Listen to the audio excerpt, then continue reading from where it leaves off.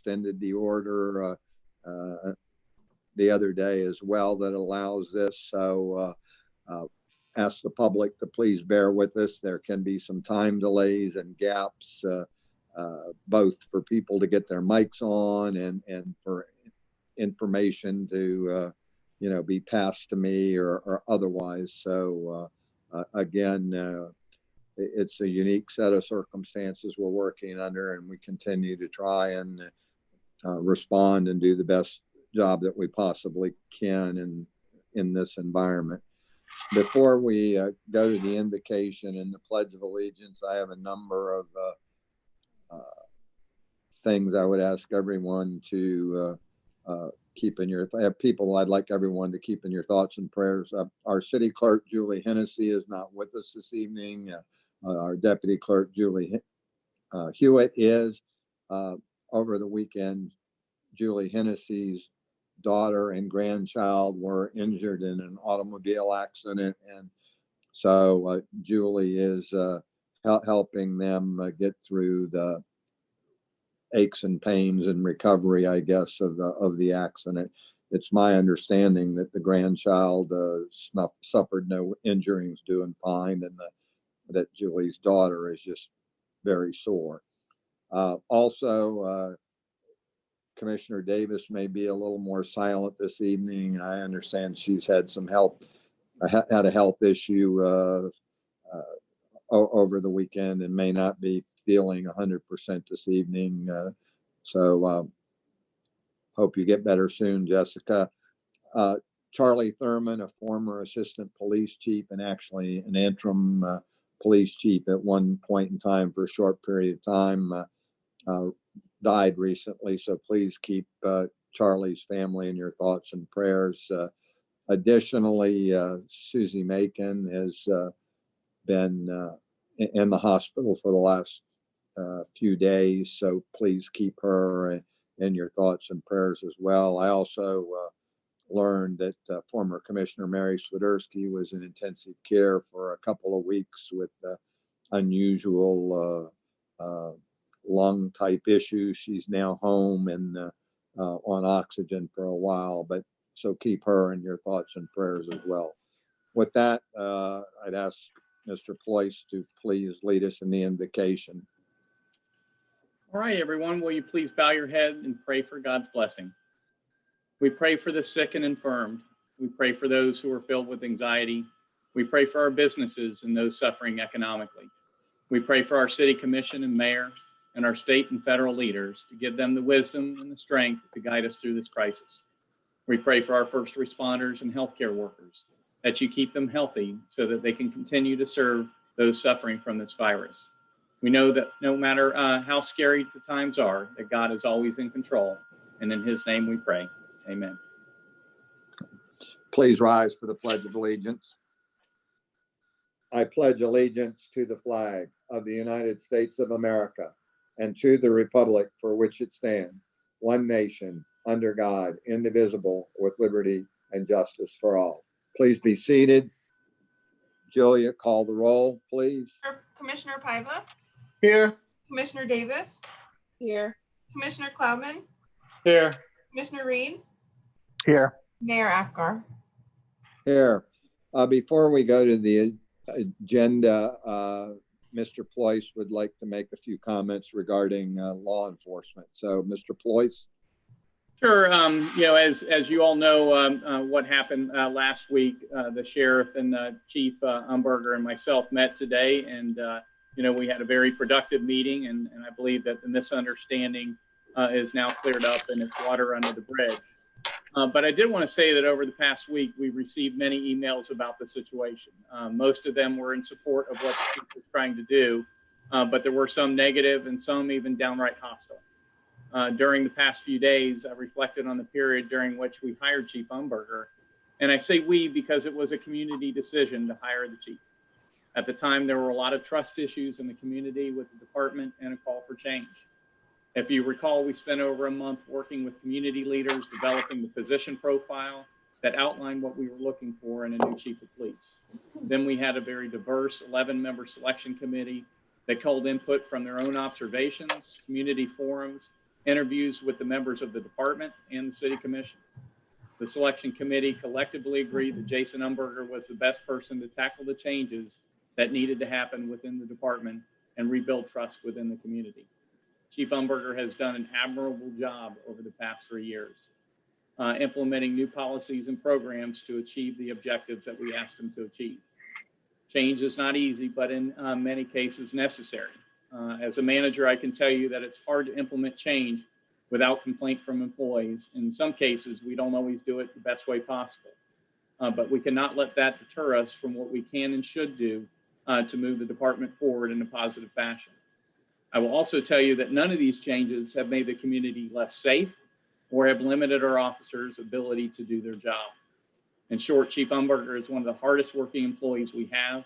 He's a man of great integrity, discipline, and professionalism, and he has done everything we as a community have asked him to do and deserves our support and certainly has mine.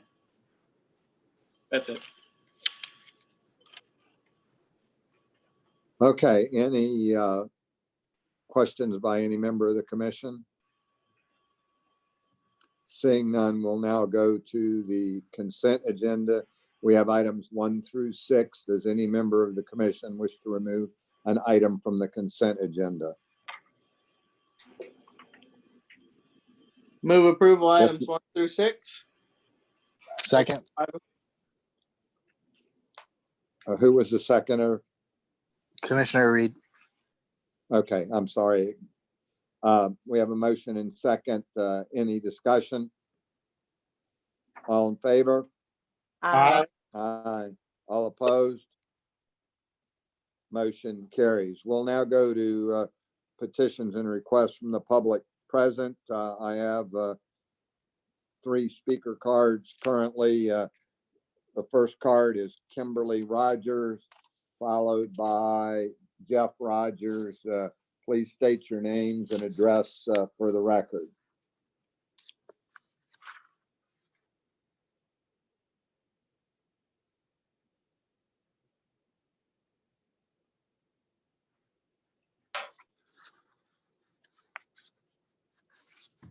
Here we go. The taskbar and stuff. Thank you. Hi, good evening. Kimberly Rogers, from resident of the city of DeLand. I wanted to address. Please state your actual address. Oh, I'm for the sorry. record. Thank you. Thank you. It's 207 Asterbrook Drive. That's DeLand. I wanted to come tonight because I wanted to share my support of Chief Umberger in light of the recent issues that was described earlier by the city manager.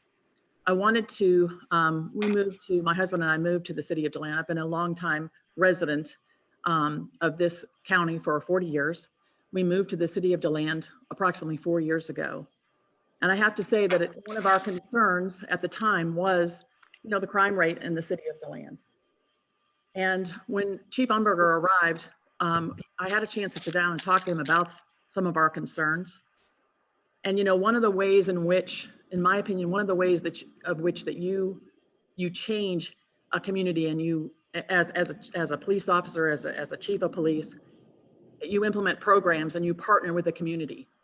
And one of the ways that you do that is you provide transparency. And that's one of the things that I have appreciated the most about Chief Umberger is his transparency. And I think he demonstrated that in the midst of all this chaos last week. I think that's one of the things he attempted to do. And I am in full support of the chief and what he's done for this community since his arrival, and wanted to stand here tonight and to let him know and this community how important he is to our community. And I wanted to make sure that you're aware that I am not the only one, but the folks in our community stand behind the chief. Thank you. Thank you. Any member of the commission have any questions? Jeff Rogers, followed by Raymond Long.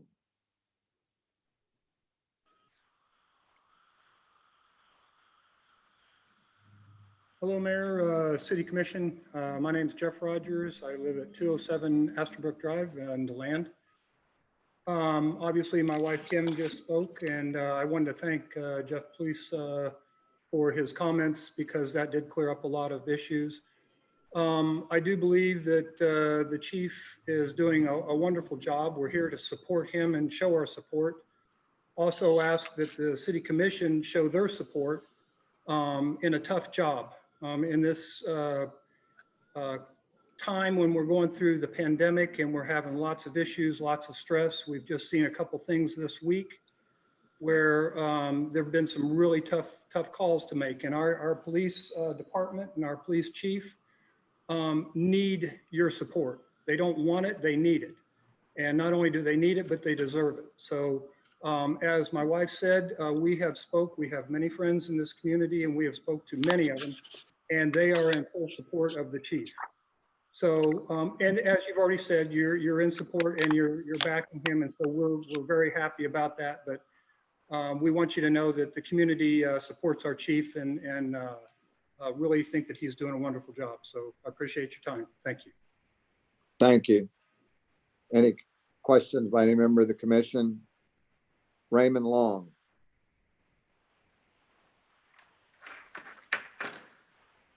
My name is Raymond Long. I live at 1884 Palmetto Road, DeLand, Florida. Unbeknown to me, all the situation that was going on last week, I knew it was National Law Enforcement Officers Appreciation Week. And if the meeting had been last Monday, I'd have come down last Monday. The reason why I came down, I felt the city of DeLand has a real good police chief and a good staff and good patrolmen. And I was a policeman in Norfolk, and during my time, one of the officers was killed, and there was a thing that was read at his service, and it's called The Badge. And it's really good because it was written by a policeman, so I'm going to read it real quick. It says, The Badge. He starts his shift each day to respond to calls unknown. He drives a marked patrol car, a police officer he is known. He's paid by the citizens' taxes to make it safe on the streets, but he unusually has a second job because a waitress has his salary beat. Nor does he know a holiday because he works all year round. And then when Thanksgiving and Christmas finally arrive, at his home, he cannot be found. He's cursed and assaulted often, the one whose blood's run blue. He seldom ever gets a thanks. To some, he's just a fool. His friends are always other police because people just don't understand that underneath his badge and gun, he's just another man.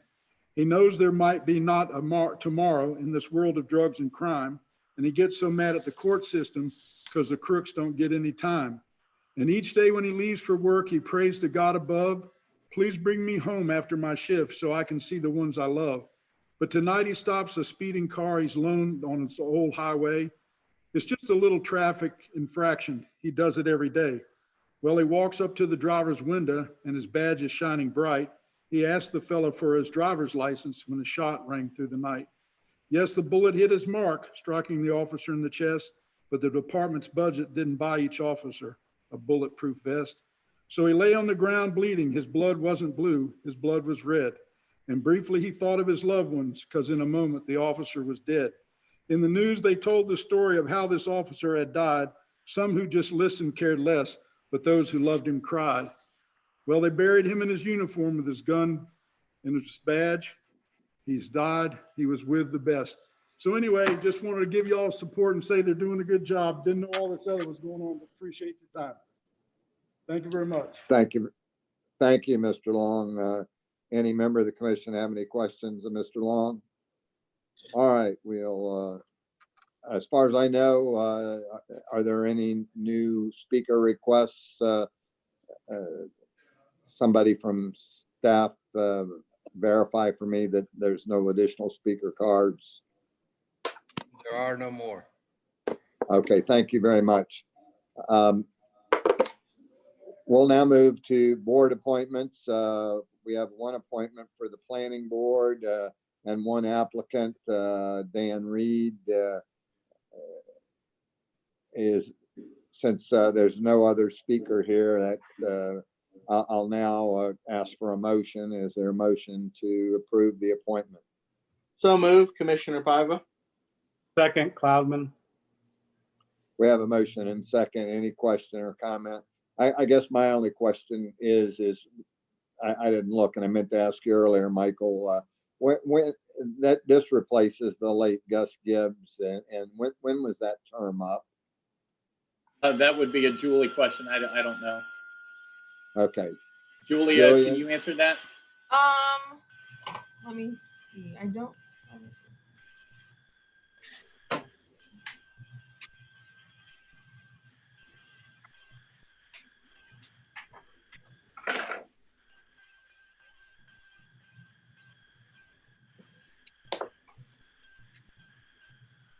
Chris, do you have any recollection? Okay. Or Kevin? I'm trying to pull up our. His term was supposed to expire in November 1st of 2020.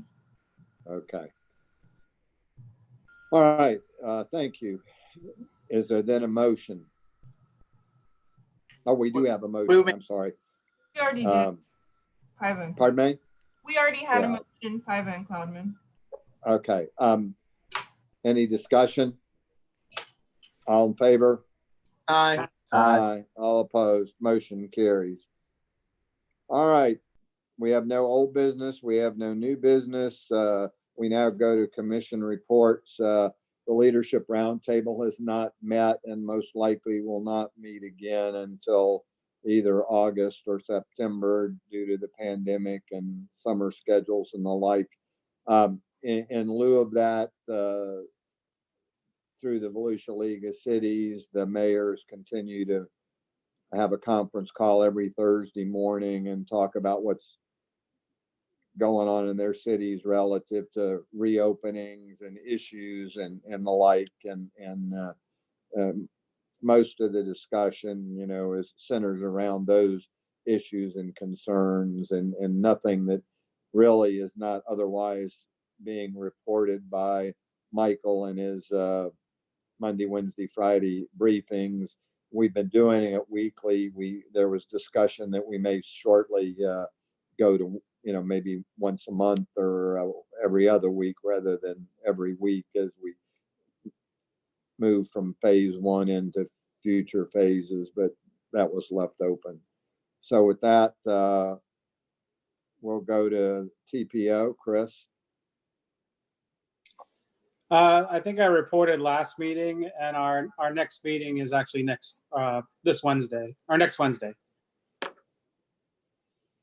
Okay, anything on River of Lakes? No, we had met the day of our last meeting. I reported then on that. I don't know if you had anything with the Volusia League of Cities meeting. Okay, thank you. We'll now move to, unless there's questions on those brief reports, we'll go to city manager's report. Mr. Ployce. Yes, sir. Thank you. Can everyone hear me okay? Because Chris said that he was getting a little feedback. Can you hear my voice okay? Can hear you fine, Michael. Okay. Commissioner Piva. Okay. So I had a few things, you know, one, you know, as you read in my reports, you know, fireworks, it's kind of a mixed bag in terms of what other cities are doing. I think most are either deferring it or not doing it at all. You know, our staff's recommendation is to either delay it or not do it. We just have a hard time, you know, really trying to figure out how we do social distancing. I will tell you, if you do a Labor Day event, our key sponsor is still on board with doing it. So that's good news if we wanted to do that. We were able to verify that today. So I just wanted to get the commission's feedback, you know, on that, because we do need to kind of make a call and say, you know, we're not doing it July 4th, but we'll do it on Labor Day. Or not at all. I mentioned to Michael, you know, I certainly wouldn't do it Monday evening because I'm assuming that the kids will be going back to school on normal things, and that would be a school night and might not be the wisest thing. The other logistical issue would be on Saturday. There's a 6 o'clock Stetson football scheduled. While it could be a nice ending to the football game, it also adds further traffic and you know, other logistical kinds of problems. But I think we can work through all of them if the commission wants to postpone them to Labor Day. At least one city, I think, is considering doing them on Veterans Day, and I don't remember which city that was. Do you remember that, Michael? I don't. Okay, so, and Orange City made a decision to use their money for charitable purposes rather than do any fireworks, but we're not similarly situated because we have a generous sponsor that Pays for the whole thing. fireworks. Yeah. So, any thoughts by members of the commission as to what we ought to do? I certainly think we ought to postpone the 4th of July. There's just too many uncertainties, and one of the fears, DeBerry is going forward with fireworks, and with most of the cities seemingly canceling them, it creates an additional logistical problem for cities that do hold fireworks, because you may get citizens from adjoining neighborhoods and neighboring cities that come to that fireworks festival. So with that, any other comments? I agree that we should definitely defer them, and we can kind of look at how things look, be it Veterans Day or Labor Day. But since we have a sponsor paying for all of it, it would be a nice addition, whether it's Stetson, Labor Day or Veterans Day. I think it would be nice to have, but I do believe we should postpone it from the July date. This is Commissioner Paiva. I think- Chris? I was just gonna say, I think Veterans Day would be a nice option. Or that weekend. Yeah. Help celebrate the veterans a little more.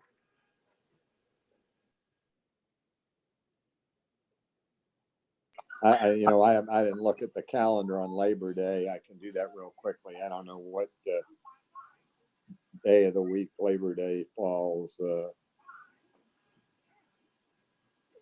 but I can do that in a minute. Other comments? I would be in favor of the Labor Day later date. I think teaming up with the Stetson, I think we logistically we can figure that one out, but I would vote for a little longer wait.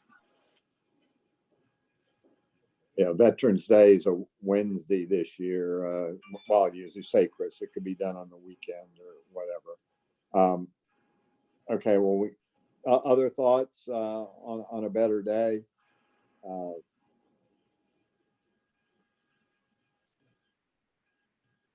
Okay, well, I'm fine with either one. So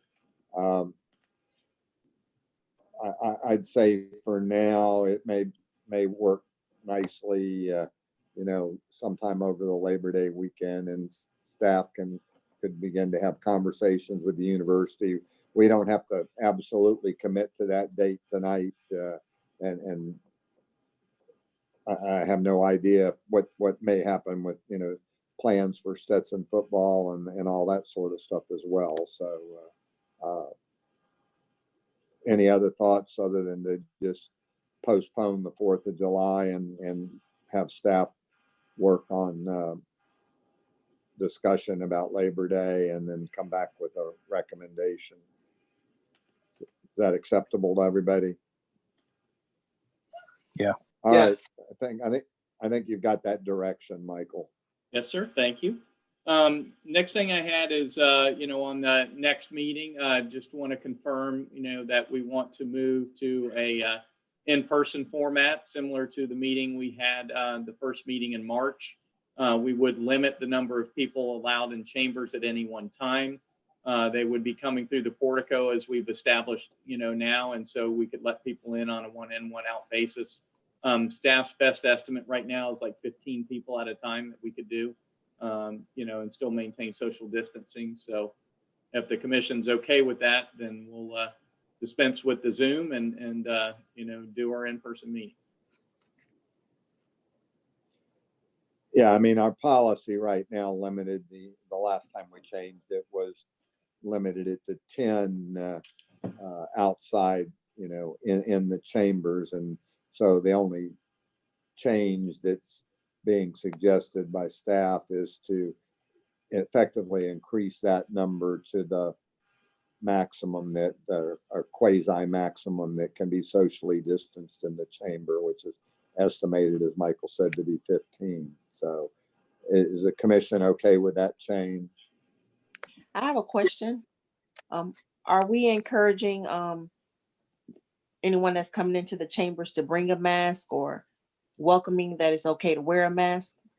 We can do that. I mean, certainly I've seen that in a lot of places, you know, where they've asked people to, you know, wear a mask, but, you know, bring your own mask. But yeah, we can do that. Yeah, I mean, speaking for myself, as far as masks go, when somebody wants to address the commission, it becomes an impediment to being able to hear people, and it's not others that aren't hearing impaired have made the same remark that they have difficulty. So, I mean, I just want to make the point, Jessica, that if they speak, they're probably going to have to take them off. Is that okay? Yes, I was just like sitting in the audience. I noticed a lot of different businesses have transitioned to that. If you're not interacting, you know, just wear a mask. So.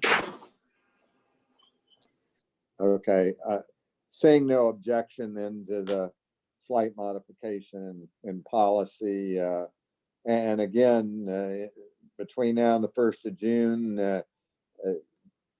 it is possible that the governor may, you know, make some change to that, but I kind of doubt it from the way the last order read. So he'll have to be moving from phase 1 into phase 2 or deal with virtual meetings separately. So with that, anything else, Michael? Yes, sir. One more thing, and I apologize. I just had it up on my screen and then I just dropped it. But basically, I sent the commission kind of an outline of a new process for the budget. The concern being that right now, we don't even have revenue numbers from March. We won't get those until the end of this month. And so, you know, the thought that staff had is if we had a little bit more time, you know, we could do a better job estimating, you know, the budget forecast for, you know, for the new year. And so essentially what I'm asking you is, you know, on, I think it was June 18th, you know, we'll start with a workshop to kind of tell you where you're at, you know, based on the March numbers. We won't have the June numbers. Give you kind of an indication of what cuts we were able to find to help us get through this year, because, you know, we might fall a little bit short, and the department heads, you know, have all been very good about coming up with some cuts, you know, for this year that wouldn't, you know, be too impactful to service levels.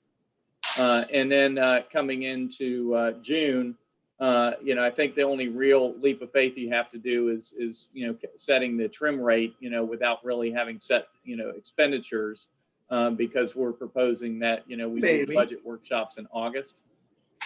So, you know, at that point, you know, we'll have at least, you know, the March and April numbers, you know, maybe, you know, by August, by the time you do the workshops, we'll also have June numbers. So you have kind of the half month of March that was partially impacted, the full month in April that was fully impacted. And then you got this month where, you know, we're, you know, kind of getting back, and you can kind of see how, you know, the revenues may go up or down with, you know, what has occurred.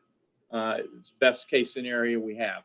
You know, right now I feel like we're kind of developing a budget in the dark, and a little bit more time, I think, is what the doctor ordered. So. Any questions or comments? My only comment is that, again, I don't think I'm the only one, but both our staff and the commission and everybody has had to postpone things, whether it's personal appointments, vacations, all of that stuff. And so one thing I had suggested to Michael to help mitigate some of that, it was twofold. Is one, for members of the commission, to the extent that you now got vacation plans or otherwise, to let staff know that, so that those dates can kind of be blocked out. Secondly, rather than do the week-long 4 nights in a row, my thought was that we ask staff to get us the budget books with all the plans, the PowerPoints that we see each night that week, a couple of weeks before whatever date we're going to get together. And that would allow the commission time to review those individual PowerPoints, funnel all questions through Michael so he could prepare answers to those questions about the PowerPoints for all of us, and then have that the night of the meeting, and then just basically go with, you know, the guts of the budget, you know, kind of thing. I mean, something to be added in, something to be subtracted, those kinds of things. Because I'm just fearful if we try to do, you know, 4 nights that a lot of people may ultimately be somewhat greater inconvenience than they already have been in terms of things they need to do of a personal nature or vacation or the like. I don't know how the rest of you feel about it. Certainly those 4 nights are very meaningful and good, but I think under the circumstances, since we're agreeing to postpone, you know, and pretty much do it in August, I think that also kind of says to me that last night, for want of a better word, or that last group of nights ought to be a little more abbreviated than they have been in the past. So any thoughts, comments?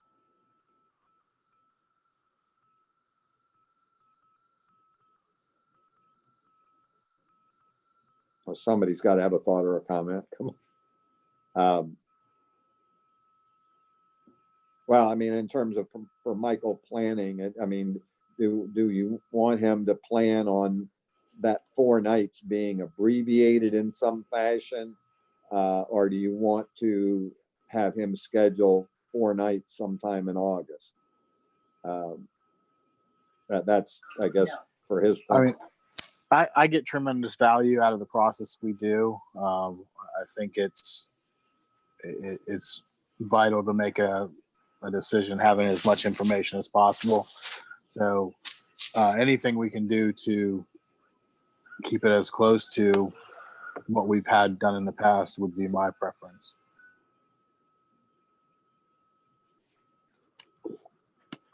Any other thoughts?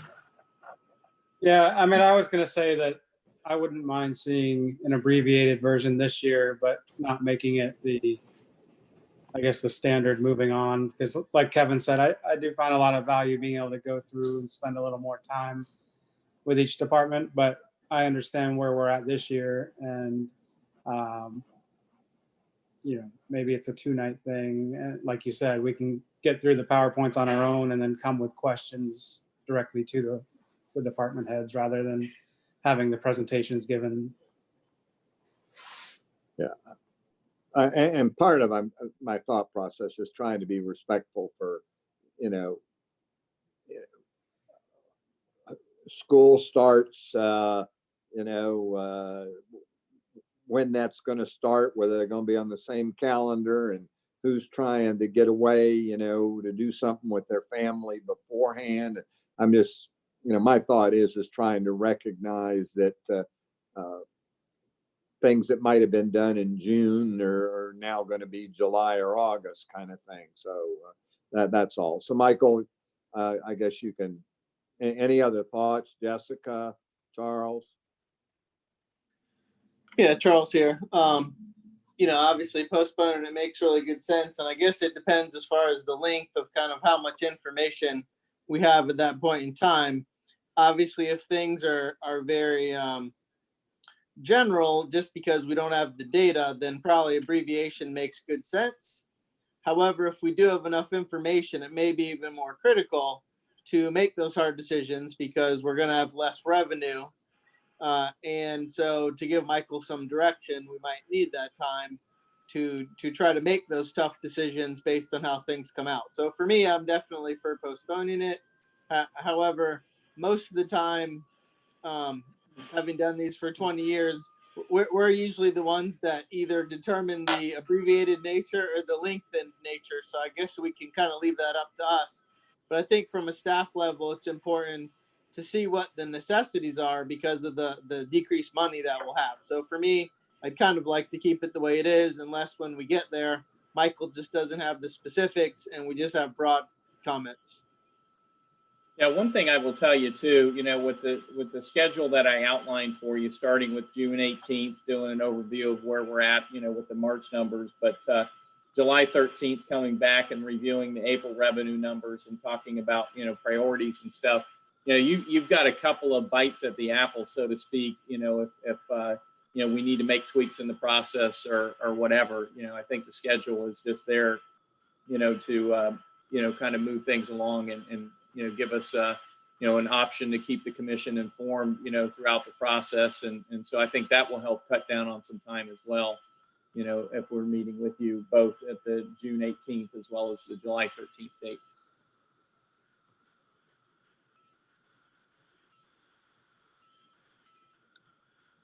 Okay, any other comments on this? All right, well, again, everything's in a state of flux and you know, again, the June 18th meeting on that may be virtual. You know, hopefully we won't be virtual still in August, but if we're virtual, that creates some other, you know, issues in trying to, in my mind, to do it the way we've done it in the past. So anyway, if there's no further comment, Michael, you have a sense of what the commission wants Yes, to sir. do. So anything else? No, sir. All right, we'll now move to Mr. Elkind. Anything, Darren?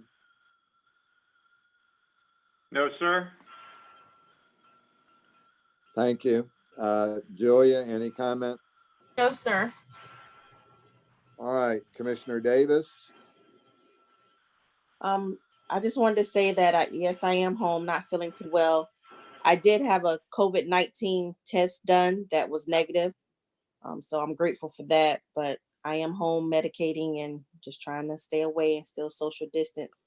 But it did, I just wanted to kind of put this out there.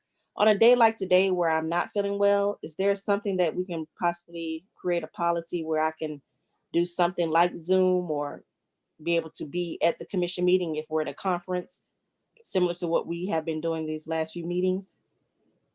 If I can't be in person, is that something we can look into? So I think Darren needs to answer that question under what the statutes require, assuming we're out of the emergency orders, because I don't think there's any authorization, but I don't remember that exactly. Darren? The reason the governor had to do an emergency order to allow for attendance via Zoom or telephone was for that very reason. The current state of the law in Florida provides or requires in-person attendance. And so only in limited circumstances can someone you know, attend otherwise. So we cannot, as a matter of policy, do that absent some legislative authorization. okay, thank you. Probably some changes will come down after this. It may. It very well may. And Bob, this is Yeah. Previously, Lee called in when she was at a National League of Cities conference. I believe she was in San Francisco when she called in. So we have previously, she was by phone, so that way she could be recorded with all the comments and just played through a speakerphone. But so we have had that with precedent, but we did previously have to approve it as a legislative body that it will be okay. So just as some historical reference, that has actually happened during our time. So Yeah, whatever the reason for that was. Okay. That may have been that she really wanted to provide her input on whatever it was. I don't know that we allowed her to vote. I don't recall. But that's, I can forward to you the law on the subject if you'd like. It just because all this has been going on, so many things have been changing all around, including, with school. So I just was asking. But please And continue. I would, to your point, Commissioner Davis, I would not be surprised if in the not too distant future, we didn't see some legislative changes regarding meeting and attendance because, quite frankly, you know, there were requests for attorney general opinions when the pandemic really just started hitting about being able to appear telephonically, and it was because of the state of the law and the interpretation of the law as it has been settled in Florida that the governor had to do the executive order allowing specifically for telephonic appearance. Okay, I appreciate the input. And basically just keep me in prayer and thank you. Okay, Commissioner Reed. Just again, like to thank for all those who reached out in our family's time of grieving. It's much appreciated. And Jessica, I hope you feel better. And everyone continue to stay safe. Thanks. Thank you. Commissioner Cloudman. No, just hang in there, everyone, and hopefully we'll see you soon. Charles. Yeah, first off, Jessica, I do hope you feel better. Thank you. Secondly, I just want to kind of go back to what Michael has said previously about Chief Umberger. I obviously served on the selection committee, and it was probably one of the most rigorous interview processes I've seen for any position, for anything. And so at the time, he was the department's first choice. He was the community's first choice, and he was the selection committee's first choice, primarily due to his community policing initiatives. So, you know, obviously in any of our positions, we have many masters in the sense of, you know, the community, the commission, the city manager, and the police officers. So I had such an outpouring of support through emails for Chief Umberger. And so, you know, I haven't seen anything different from when he was first hired to now that to me shows any deviation in the reason he was a unanimous pick between all of those parties. So, you know, with the only caveat being, obviously, we always have to look internally to see if each of all of those parties are still satisfied, and the pendulum swings day to day. Which of those masters have a problem, are satisfied or aren't satisfied. So, you know, we constantly have to look at that to see how we can do. But I just wanted to say I was part of that very rigorous process, and I think he's still the same person that all of those parties chose. And, you know, so I certainly support his endeavors and believe that we're a more professional organization now than in previous years. So I just wanted to say that as being one of those members of the community that was part of that decision. So I just wanted to echo Michael's comments, but, you know, obviously if issues come up, we of course want to be the best department we can be and have all those parties be happy. But at the same time, don't, you know, throw the baby out with the bathwater if there are some complaints. So I just felt I needed to say that as being part of the process. Anything else? That is it. Well said, Charles. Just a couple of things. This afternoon at Melching Field, we, with the help of the university, surprised Dr. Libby and gave her a proclamation and a key to the city, recognizing her 11 years of service to Stetson and to the community. And she was totally surprised by it. And that was a nice touch. And interestingly enough, Brad from the Parks and Rec Department had on the batter's box area had, put the Stetson initials like a regular game, and it also put the number 9 underneath it as representative of her being the 9th president. And that was a nice little touch, and I think she was very touched by that as well. So our Parks and Rec staff did a good job of working with the university to make all that come together. And again, Wendy's going to stay in our community and be an asset and a resource for all of us. So wanted the commission to be aware of that. And the last thing I was going to mention is that I guess we're waiting on final DOT approval. I don't know if MG is listening in and can comment or update on it, but we've gotten the proof of the banners from the high school to display recognizing all the graduating seniors from DeLand High School. And so those banners will go up at a certain point in time after DOT approves the banners. MG, any comment on that, or any more about the approval? Or I don't have any more updates. We're waiting on DHS to send us back the city application, which we then turn into a DOT application. But everything seems to be, moving forward. So that'll best guess MG probably be late May, early June when they go up. I would say so. Yep. Okay. So anyway,